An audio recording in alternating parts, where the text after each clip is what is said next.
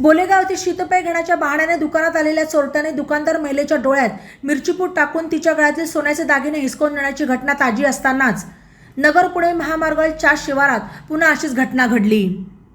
नाश्ता सेंटर चालवणाऱ्या व्यावसायिकाच्या दुकानात जाऊन दोघांनी दमदाटी करत त्यांच्या गळ्यातील सोन्याची चेन आणि गल्ल्यातील रोकड असा 70,000चा ऐवज हिसकावून नेला। चास शिवारातील कार्ले फार्म हाऊस जवळ असलेल्या भैरव नाश्ता सेंटरमध्ये मंगळवारी 2 एप्रिलला सकाळी 9:15च्या सुमारास ही घटना घडली। याबाबत हनुमंत मल्हारराव पवार वय 58 राहणार भिस्तबाग नाका पंचवटीनगर सावेडी यांनी नगर तालुका पोलीस ठाण्यात फिर्याद दिली। यावेळी पवार यांनी आरडाओरडा केला, मात्र नागरिक जमा होईपर्यंत चोरटे तेथून पसार झाले।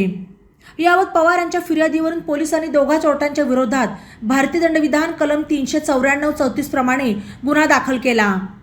गेल्या काही दिवसांपासून नगर शहरासह परिसरात रात्रीच नव्हे तर दिवसाढवळ्या चोऱ्या घरफोड्या होत आहेत।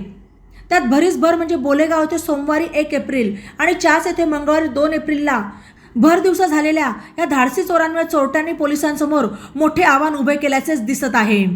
चोरट्यांचे धाडस वाढू लागल्याने त्यांना पोलिसांचा काही धाक उरला आहे की नाही असा सवाल उपस्थित होत आहे।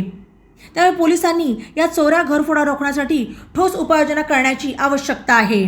लेटेस्ट बातम्यांसाठी ई नवा मराठा यूट्यूब चॅनलला सबस्क्राईब करा आणि बेल आयकॉनवर प्रेस करा।